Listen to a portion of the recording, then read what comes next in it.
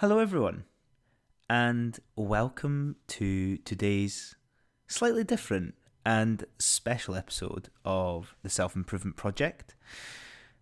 Today is a conversation with a friend.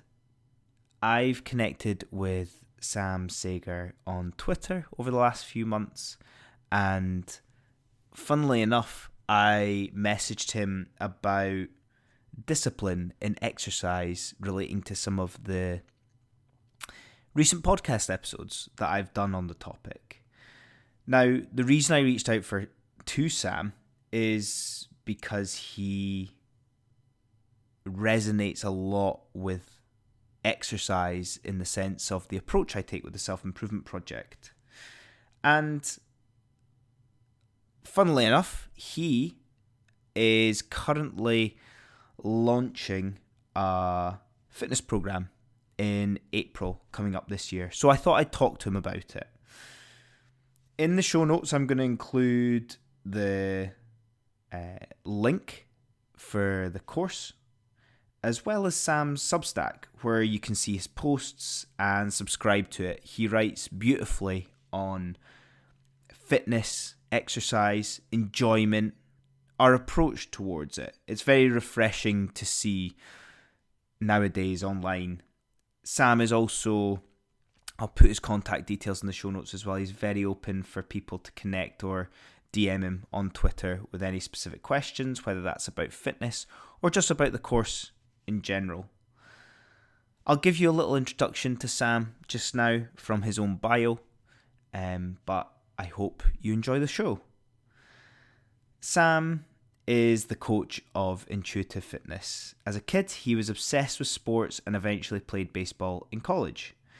Yet when he stopped playing, he discovered how hard it was to maintain the habit of exercise whilst working a corporate job, something we can all resonate with.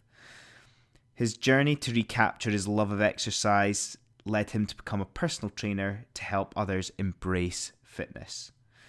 Here, he discovered that the traditional approach is very rigid in exercise, forcing fitness into scheduled blocks and often creating dependency.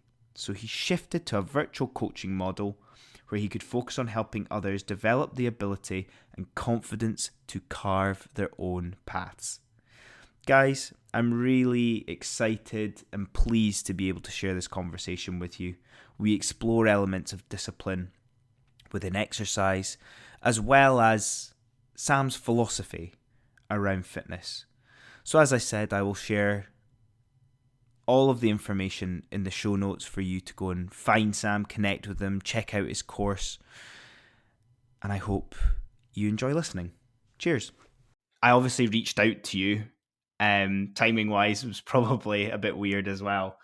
Obviously, a couple of episodes ago, I did an episode about discipline within self-improvement, and then so many people wanted to know about exercise side of things.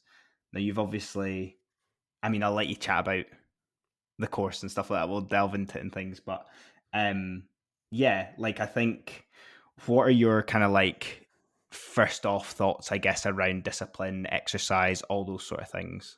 It's funny you bring up discipline exercise as a starting point. And I think that my association when I first came in contact with exercise was very discipline centric. I was a college baseball player. It was all about, you know, commitment and grinding and really efforting to, always just push through exercise. And over the years, I realized that there's always a place for that in terms of, there's a time when we need discipline. But with exercise, I think there's so much focus on making it hard. And there's so much around, I should exercise, I have to do it, that now I find it really, really valuable to also think about, how do we make exercise enjoyable? How do we make it something that the more you do it, the easier it becomes? And so I think there's this tension where we need the discipline, but also how do we make the activity become something that we want to do and create what I'll call like intrinsic motivation, where we're doing it because we enjoy the activity itself. Yeah, and do you feel that, like, I've played a lot of sports when I was younger, which I think helps me now. Do you feel like that has helped you reach this stage, or do you think even if you don't have like good memories of exercise when you were younger, which probably a lot of people do through maybe compulsory physical education or things like that. What are your thoughts on that? I actually think that the background in sports was unhelpful for that because I was so when I was training for sports, it was all external. I was always focused on getting better for the sport, and exercise was a means to an end. It wasn't something I did because I enjoyed it. It was because I wanted to be better at baseball or football. And so I had to unlearn that. And so I think that people who don't have that association, it's actually could be a bit more of a blank slate. And they could start to explore exercise for themselves in a way of like, how do I make it so it feels good? How do I do exercise so it adds value to my life and whatever is important to me? I think that you have some value as if you've been an athlete where you're used to moving your body, you have experience, you have skills, you have some of that. So it might be a bit of a shorter journey. But I think that in some ways there's things that you have to unlearn when you've been a competitive athlete. Yeah, I found that when I played a lot of soccer, football, um, when I was younger, and I always felt that intrinsic motivation. I always Hmm. felt like I was doing it as a means. I never really focused on the success side of things. If that came, it came. If it didn't, it didn't. But I actually felt like a bit of an outsider because of it. I don't know if it Yeah, was like a cultural thing and things like that, but I wouldn't say that I've fallen out of love with it. But I think, and again, this is a whole other branch, but like as you grow up, as you get a job, as other things come into your life, it's definitely one of the like first things to fall away as well. definitely. Um, and that's where I think discipline can be such a great thing to keep you motivated, to keep you on track. But when it gets really tough, Hmm. there's no like substance, there's no foundation. I guess I'm just kind of like reeling off thoughts there, but do you think that when it comes to like discipline and exercise, do you feel like it has any impact on other areas of life? I had like quite a balanced response to other areas of life as well, but how do you feel about, if you've got success with your discipline in one area, that it Yeah. might impact on the other side of things? I think that's a beautiful point you bring up. And I think that our relationship with exercise so often bleeds into the rest of our life. If exercise is something that we're pursuing, I think where you're going with the discipline is if we want to exercise, it's something that's important to us, and we show up day after day and do it, we are proving to ourselves that we're capable of doing this thing that's important to us. And so it's a very simple, very visible thing where we go to the gym and we get a little bit stronger, or we go out for a run and we get a little bit faster. And the feedback loop is really tight in between. I did this effort, I did it because it was important to me. It's not always easy. Sometimes I have to kind of nudge myself to do it. And then I get this positive feedback loop of seeing the results. And so I think for me, at least, and a lot of the people I work with, that completely ripples across their life. They start to see all these other places that showing up consistently in that manner can be beneficial. And often that stuff is not as easy to see. It's not as visible. It's more subjective. And so I think that there's a ton of value in that. Yeah.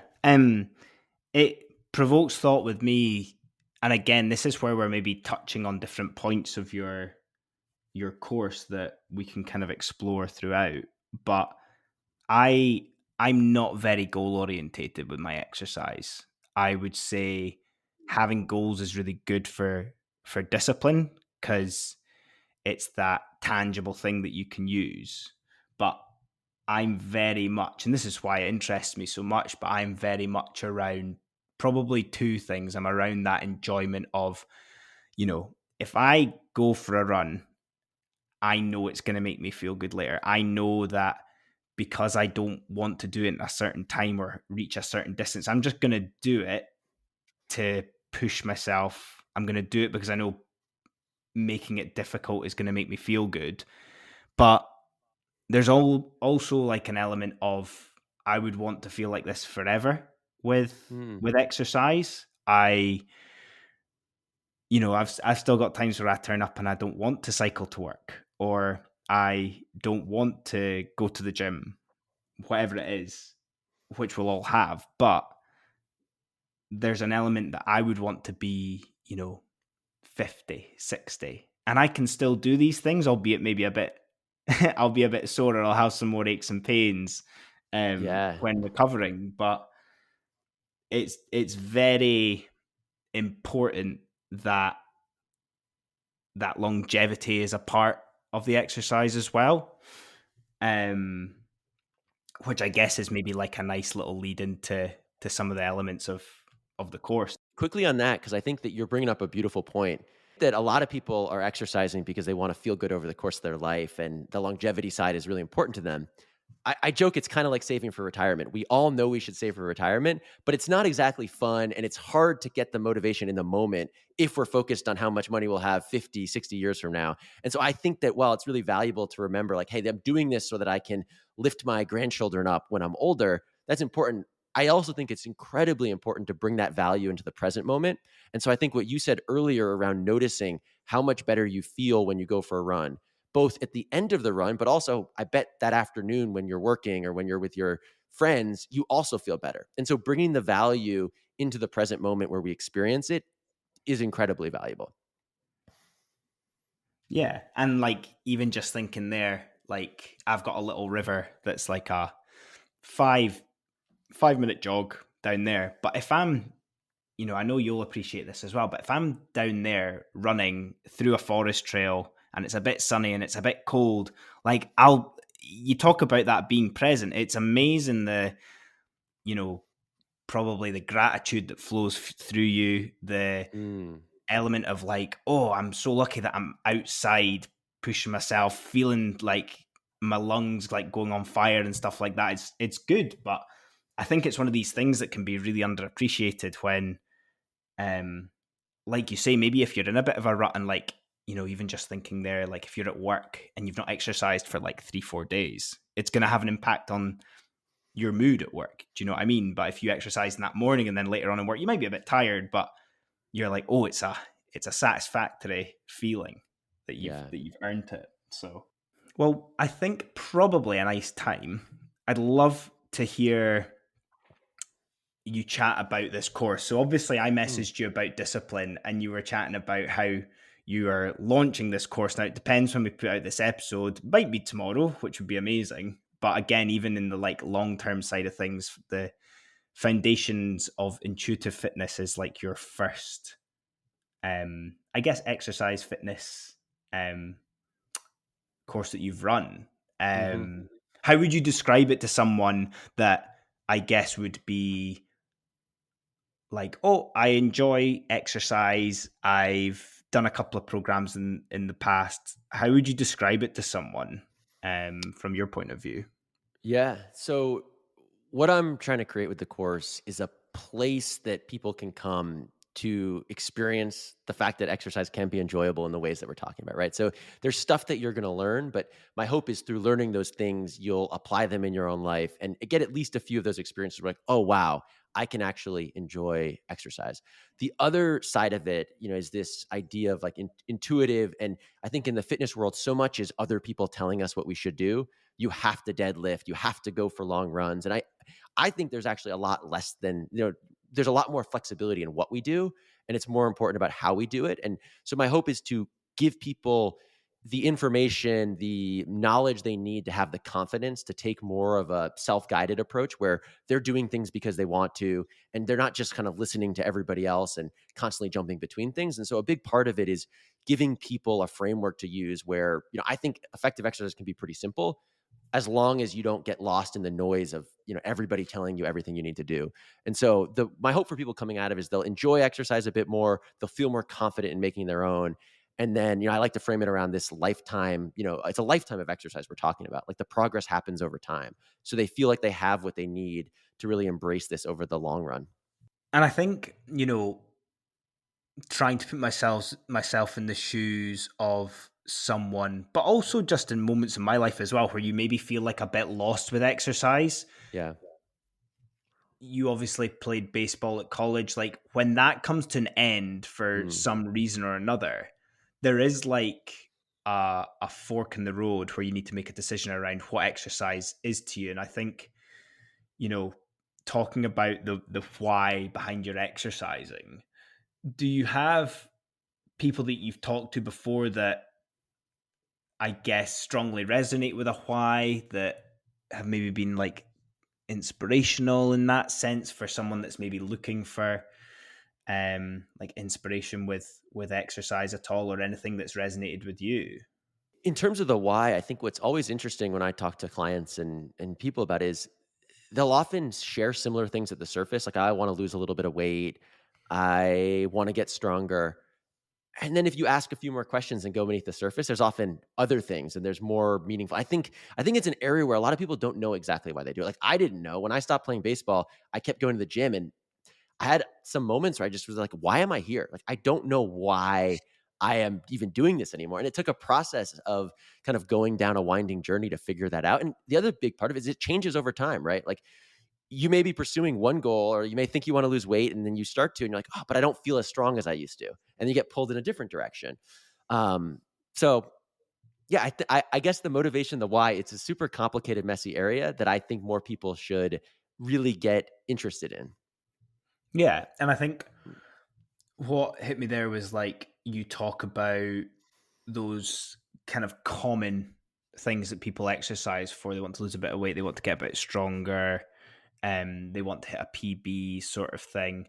But I guess there's another layer based on the stage that they're at as well.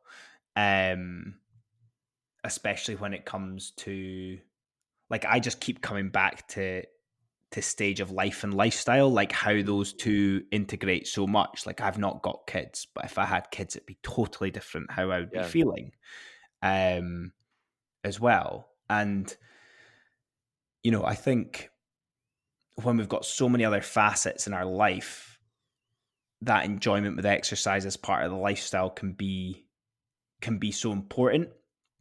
Um, do you think, apart from like completely separating exercise and making it its own tangible thing in your day, like having a section, I guess, if you were to, if you will, in your diary, do you think that's the best way to create enjoyment around exercise, or do you feel like there's maybe more fluidity with it, Mm, integrating into other things? An example, like, I on purpose live in a place where I know that I can cycle or run to work, which means that I mean, I could get a car and it's a 10-minute drive, but I put myself in a position where I'm close enough to cycle, so it's almost not like a decision. yeah. What you're doing is genius in terms of like you've built it in, right? Like you're just exercise, you're not thinking about it anymore. It just happens. It's part of your daily life. And I think that the more that you find ways to do that, people who get dogs often discover, wait, why do I feel better? Right? Oh, I'm now getting sunlight 3 times a day and I'm going on these walks. So that what you're describing of finding ways to build into your life so you're not just sitting at a behind a computer all day and you have those. I think of a lot of those as like micro movements. Like even if you're not going all the way to the office, you can get up and do a few push-ups between meetings or just walk around. I think to answer your question specifically, it probably depends a bit on the person. Like I think that more and more that we can reflect on like what's my personality? Do I like having this discrete block of time? Like that creates a really enjoyable space where I can just forget about everything else and focus on this activity and I can get lost in my exercise. For a lot of people, that can be great. Others are so busy, they're like, I don't have time for that. And so, or I don't enjoy that. And then the fluidity option is great too. So I don't think that one is necessarily better than the other. I think it's more experimenting for yourself and finding out which feels like it fits you. Yeah, and like we've mentioned, at different points you'll have different opportunities that come up to fit those things in, whether 100%. it's separate or I remember the days where I would do like the 6:30, 7 a.m. gym side of things, Mhm. and like I could not even imagine trying to integrate that back into life now, as well. Um One thing on that is I think that people often focus on extras. Like I need to always do this one thing this way. And the more and more we can think about it of like cycling through seasons. Like in this season, I'm focused on this thing and that's what it looks like in my life. And if my life changes, maybe my approach to exercise needs to change as well. So I think this the recognizing the evolution and honoring it and building that in is super important. I it's That's such a good point. I not thought about there about the seasons, like the seasonality of things, and how I've definitely listened to things before, but I'm not going to try and butcher any opinions or quotes or anything. But like we both live in a place where there's the extreme seasons. I'm just listening to the rain hitting the window just now, and it was snowing Mm, last night and stuff. But like when it's sunny outside, you want to be outside doing probably quite aerobic work, being outside more, walking around, whatever, cycling to places rather than taking public transport, whatever. But that feeds so much into that enjoyment and satisfaction of that daily life and integrating that fitness into your daily lifestyle as well. And I think, even from like a winter point of view, there's not as obvious that I can think of exercise that complements the like summer being outside aerobic sort of stuff as much. It might be the complete opposite, yeah. hibernating in the gym. But it's so important that feeds into the enjoyment of things. Again, maybe we'll focus on the seasonality side of things, but like I've talked about it before, but also like all that identity stuff, like who do you want to be? Why do you want to become that person? And this will Hmm. feed so much into that as well. What do you think? One of the challenges is if people see themselves a certain way, like I'm always somebody that goes to the gym 3 or 4 times a week, and that's a core part of their identity. And then the summer comes along and they're feeling pulled to get outside and run around or do activity that doesn't align with that, there can feel like there's tension. And so I think building an identity around I'm somebody that exercises in a way that helps me accomplish my goals, but also is enjoyable and, serves my life. And to try to minimize that kind of tension where the identity and the activity, you feel pulled in different directions. I think that's super important. Yeah. Um, Something that we touched on earlier as well was that element of being present, Mm, um, either when you're exercising or when it comes to what you're trying to do. I sometimes find a a viewpoint or a perspective of I look back and I always think, oh, I was much fitter back then. Or remember how much exercise I used to do? That was when I was at my fittest. And I would never compare that to now, um, by saying like, oh, I'm at my fittest that I've ever been. Do you get that a lot? Have you heard that a lot? Because even like I know when I think back to times when I was fit, I wouldn't have thought that at the time. mm. I was just writing about this the other day for myself, actually. I think this is a very challenging part. So, as of someone who played competitive sports, like I trained a lot. And part of what was challenging, we talk a lot about the positive benefit of when you continually work out, you get stronger, you get faster. And that's amazing.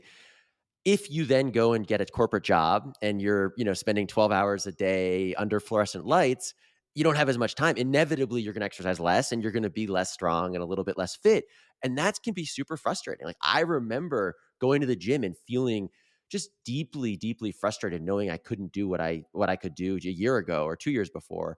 And so I really kind of struggled through that for a while and eventually kind of came out with it by kind of just changing what was important to me and acknowledging the reality of like I'm not training as a college athlete anymore. I'm training as a working professional and, this kind of stuff. And so I think what you're describing is incredibly important. There's no easy answer, but I think that giving yourself the benefit of the doubt, recognize like my only goal is to acknowledge where I am and try to think about where I want to be and start taking steps in that direction and not cling to kind of a place in the past.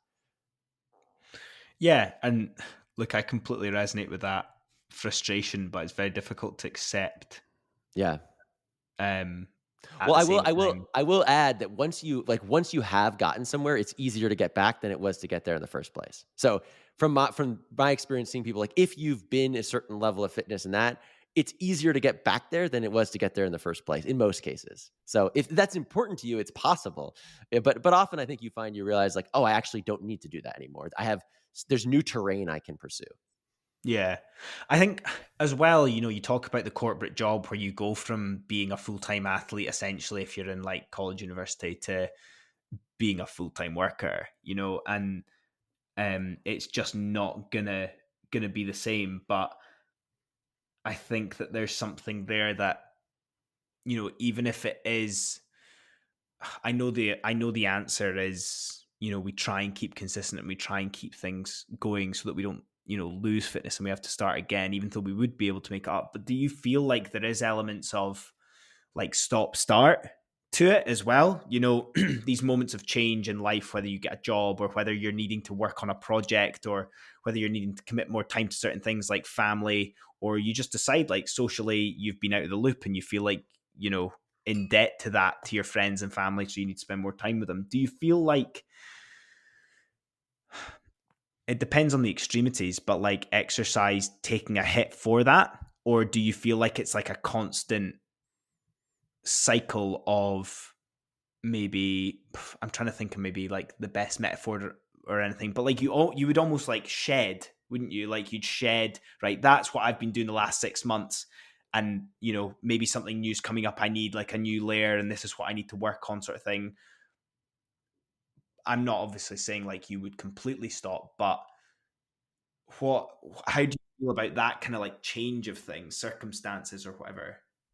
My view is that if you don't honor that and you just ignore it and try to chug along exactly how things are going, that's often where people stop exercising altogether. They burn out, or they're trying to push it so hard in the exercise terrain that they end up pulling away from other things that are important. So I completely believe that you should acknowledge those situations. And I tell clients, friends, like a season of dormancy in fitness is not a problem, right? Like if that's what you need to serve your life, your family, your work in a way that's important, that doesn't mean like you do nothing, but maybe you dial the intensity way down. Maybe you focus mostly on restorative walking, or you focus on some stretching and things that feel really good. Or if you're doing a lot of intense strength stuff, maybe you dial it down and just do some body weight stuff. Like, I think people should 100% adjust their exercise to fit and serve their life. And then once that life changes again, you can come back to it with new energy. Just like, a garden goes through kind of a season of dormancy in the winter, and then in spring it explodes back to life. I think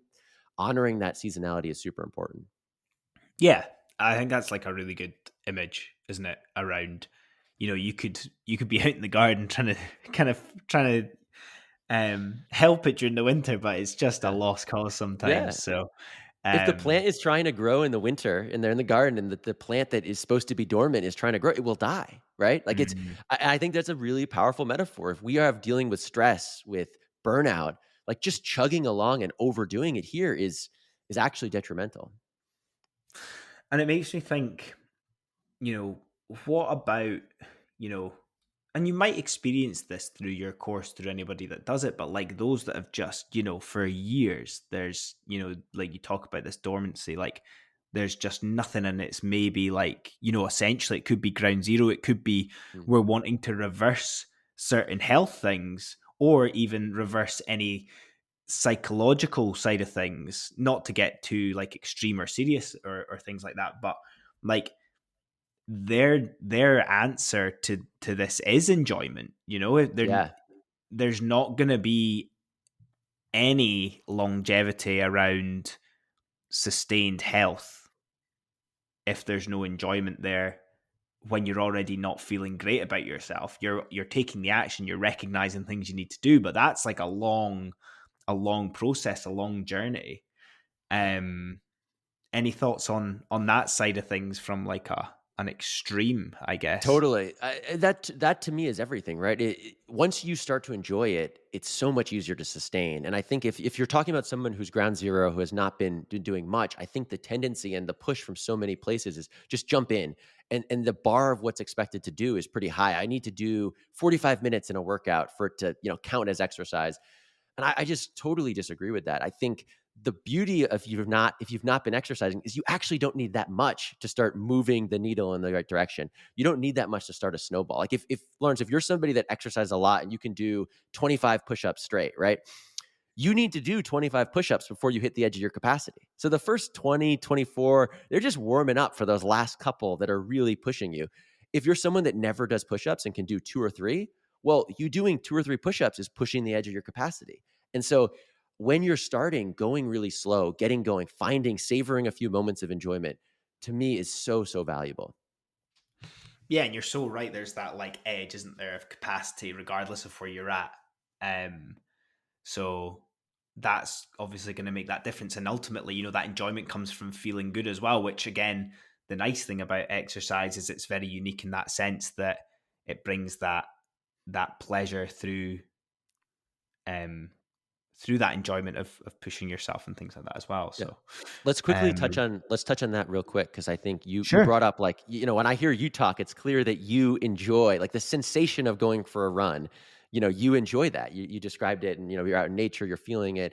I imagine if you're doing push-ups things, you're connected to your physical experience. I think one thing I've seen with a lot of people is there's this idea of like mind over body, and so they're forcing themselves to exercise and then they're not even experiencing it. They're sort of dissociating from the experience itself. And so I'm a big believer in what I call embodied exercise, where we're moving and we're actually feeling the sensation. And a lot of people who don't do it a lot think that that's just going to be terrible. I'm just going to feel how much I hurt.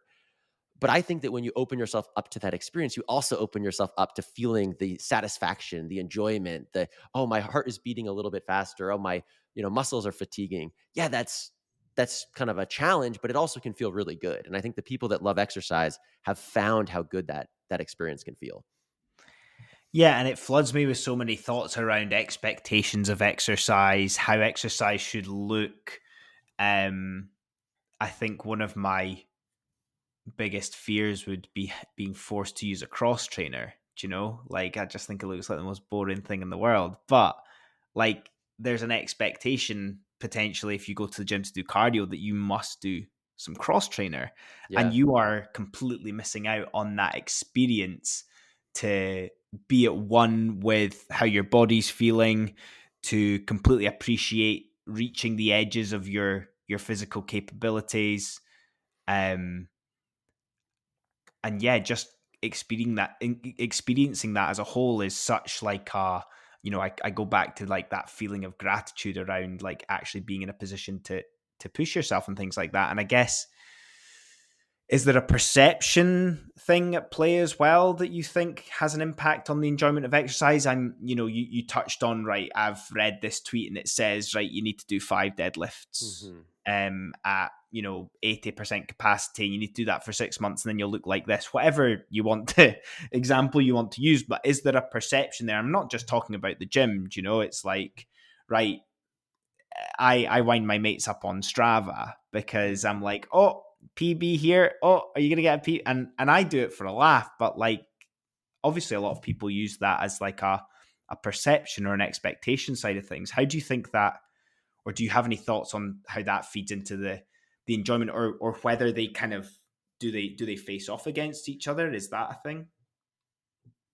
My sense is a lot of people feel like exercise should be painful, uncomfortable, hard. Like I think a lot of people it's sort of the same thing in culturally with work, right? Like work should suck.